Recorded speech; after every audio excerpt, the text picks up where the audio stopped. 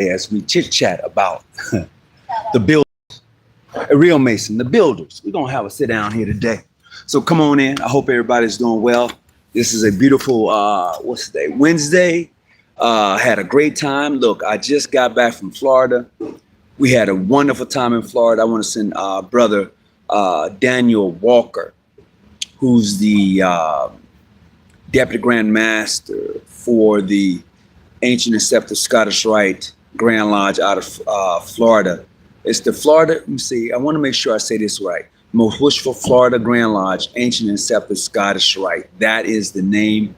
I want to send him a big shout out. I want to say thank you. We had a great weekend there in Florida. I left out on Thursday, went over to Florida, man, and had a great time. The fellowship was well received. We was over at the West, I think that's the West Gate over by Disneyland. Man, yeah, it was a great time. The rooms, the fellowship, Brother Walker, you really outdone yourself, brother. You really cooked that food up. I'm not gonna lie to you. You got in, I don't even think you even slept. You picked up everybody from the airport, you brought people in, you was there for every call, your family was there, you tended to their needs, the needs of the brothers. It was just a beautiful thing. And I don't have anything other than to say that, brother, thank you. Plain and simple, just thank you. I appreciate you going over to visit George for me down in Brazil. I want to say thank you, George. I look forward to probably seeing you in November. I'm really not for sure, but it's definitely possible that this can happen. So you know what? I'm gonna get right into this thing today. So today we're talking about, real masons, master masons, the builders. We're talking about individuals who enjoy being a mason. They enjoy building in the process. They enjoy that process of really doing the things masons are supposed to be doing. We're going to talk about those individuals. Let me see, I want to make sure I say this right. Right. How you doing, young lady? All right. So the process, real masons love to build. They love the process as much as being a mason. I'm going to say that again. Real masons love to build. They enjoy the process more so than being a mason. Now, you may be wondering, how is that? Because once you become a mason of the sublime degree of a master mason, you're no longer following your friends. Just because your friends go somewhere, that doesn't necessarily mean that you're going to follow them. When you are a real mason, one who has been initiated past to the sublime degree of a master mason, this is your journey. This is for you. This ain't for your friends. This ain't for your daddy. This ain't for your uncle. This ain't for those who are in the lodge where you're at. This is for you. So when you travel, when you go out and have these experiences as a mason, this is for you. This is a system that you have to understand how to navigate. And most of you who are proclaimed to be masons don't know how to navigate the system, because you are a mason because of your friend. You are a mason because somebody said, man, I think you'll make a good mason. So you go join that lodge. Now, understanding the work and the process it is to understand the system of Freemasonry. See, a lot of you are masons and you don't understand the system. You're just in it to say that you're a mason. Some of you understand the system, but because you have been in it for so long, you don't even pay attention to it anymore. Some of you are just in it to say that you are a mason. You want to go and fellowship. You want to do these things without understanding the work and the process that it actually takes. So you have to really be on guard in regards to actually dealing with real masters, builders, people who actually enjoy being a mason, but they enjoy the process of building. See, a lot of you don't enjoy the process. I'm just here, I'm gonna be a mason. And when it's all over said and done, you don't even come back to the meetings no more. You don't even go to them with it. I'm a mason. I'm just gonna pay my dues. Not understanding the process. See, your Grand Lodge has rules and regulations that governs it, but you don't even have the rules and regulations at your fingertip, because for some odd reason you think that you have arrived. Oh, I'm a mason. You haven't arrived. You don't even understand the function of your Grand Lodge? What is the motto and the mission of your Grand Lodge? Most of you don't even know that, but you're a Mason. I get it. I can sit back and chit it up and cha-cha and do all of that, but you must, as a real Mason, as one who's been initiated, passed, and raised, you must understand the system and how your Grand Lodge is governed through the Constitution and bylaws, which has been planted there from the foundation of your institution. That's the thing. And a lot of us don't get it, and we won't get it, because what happens is, what you do is, John just left, so I'm gonna leave and go with John. Why did John leave? Well, John got caught up in some BS. Now he's mad. He's gonna leave because he got caught. But you're gonna follow him? Man, you're a follower, you're not a leader. Masons create leaders. They create people who want to construct and build a strong foundation for themselves and then lift somebody up along the way. See, I can move fast by myself, but if somebody is, hey, what's going on, partner? But if somebody else is going with me, we're going to set a pace to get there together. And a lot of us don't know how to set paces to get somewhere together, because we're so hell bent on destroying the next person or pulling up the ladder and not really bringing that person up. And it's not for everybody. I can't put everybody in the same boat, but I'm just saying, from what I've seen in my own experiences, I've seen individuals do that. They leave an organization because their best friend left. What did he have to do with it?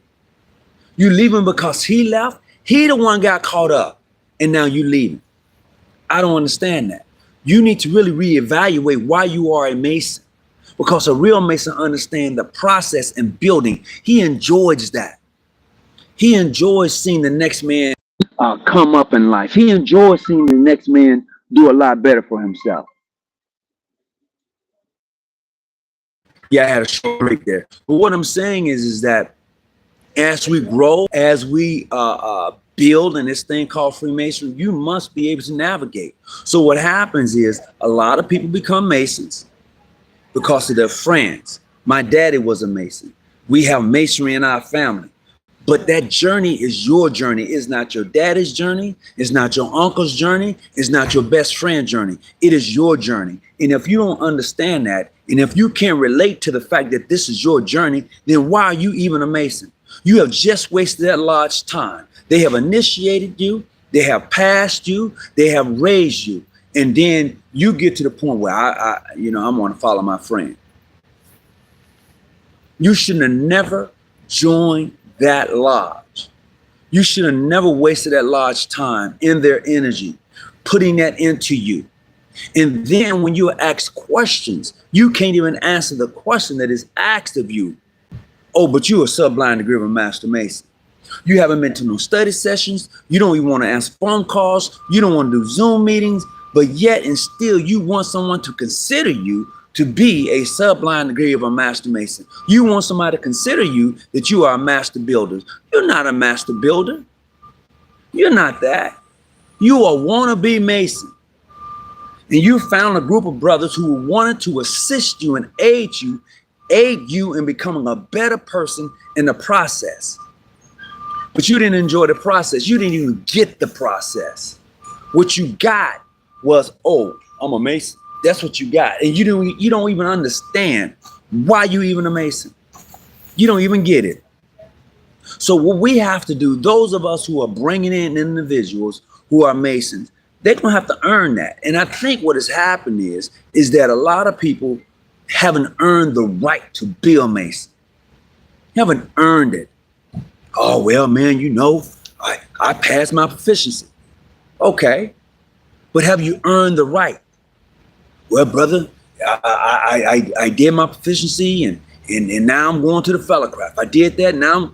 But have you earned the right? And what does that look like? When I say, have you earned the right to be a Mason? Can a brother really trust you? Do you have integrity about yourself? What about your character? Can we dig into that for a minute? Really, can we get into that for a minute? Because I don't think a lot of you really can get into that. because your character and your integrity doesn't match up.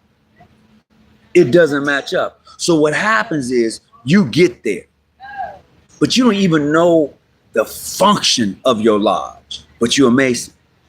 You don't even want to come back to the lodge meeting because all you want to do was to wear the pin and put the emblem on the back of your car. So when a brother grips you, you can't even answer the simple questions of why, or even describe the working tools. And don't talk about the 9 emblems of a Master Mason.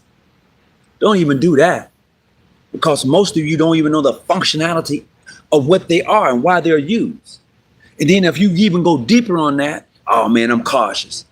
Man, forget your being cautious. You either know or you don't know. You know, brother, it's been a minute. It's been a minute. That's your excuse. I'm cautious and it's been a minute. I had a brother, and I say had loosely. There was an individual, we was at the session, and one individual dropped something. He dropped the food. And we was like, damn, he dropped the food.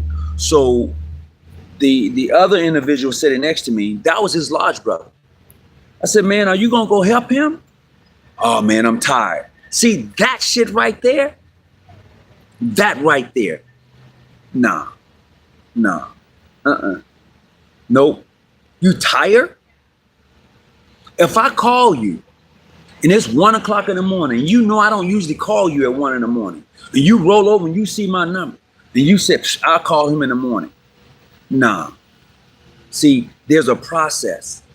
And you haven't earned the right to be called a Mason. No. You have to earn that. And a lot of us haven't earned it. You just went through the process and you don't even understand the process because you can't even Q&A correctly. And then when it comes to having a position in a lodge, you can't even pronounce the words properly. You're going all over the goddamn place. All right, now how are you doing?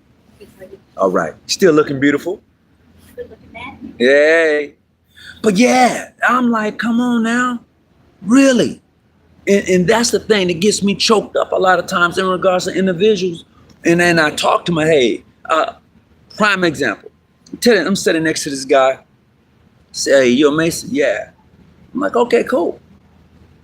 I said, how long you been a Mason? Just a few years. I said, okay, cool. And then I said, what are the working tools of an enter apprentice? I'm cautious. See? Right then and there, I didn't say nothing else to you. It ain't personal.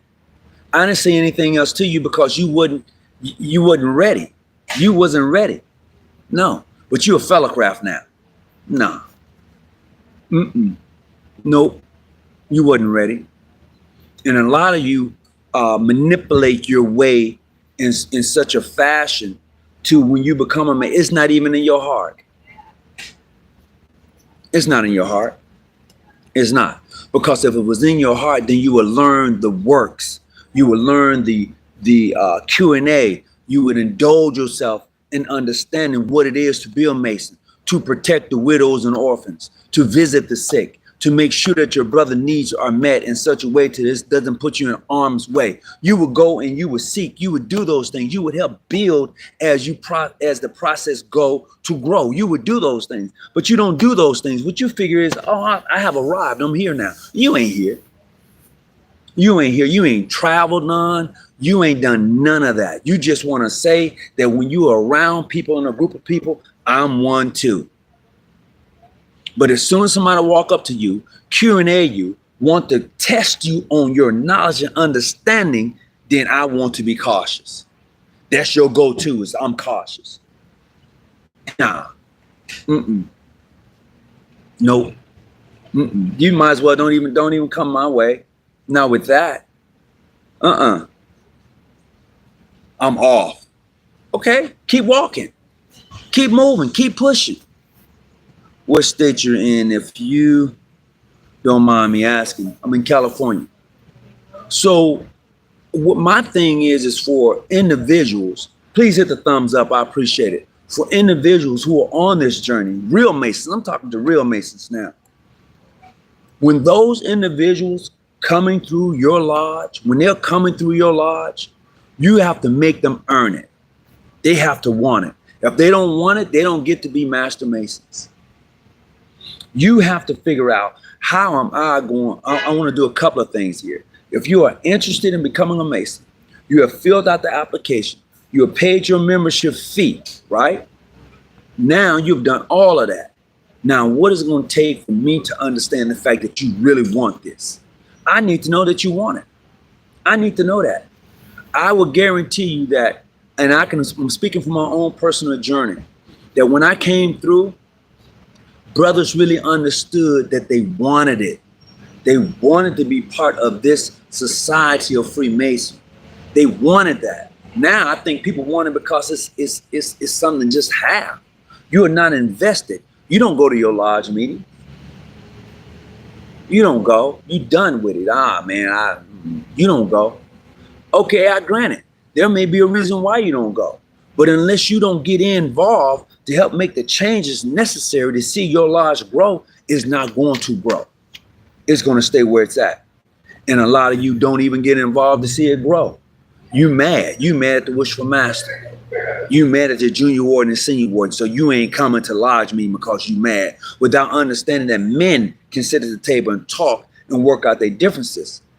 Hey, brother, I don't appreciate this. Maybe if we would open and be more proficient in our work when we open, maybe the brothers will hang around a little longer. Maybe if we had more study session, legitimately study session, understanding the craft and understanding those 9 emblems or 10 emblems, the emblems of a master mason. Maybe if we did that a little bit more and participated a little bit more, maybe the brothers will hang around and stay longer and understand the process.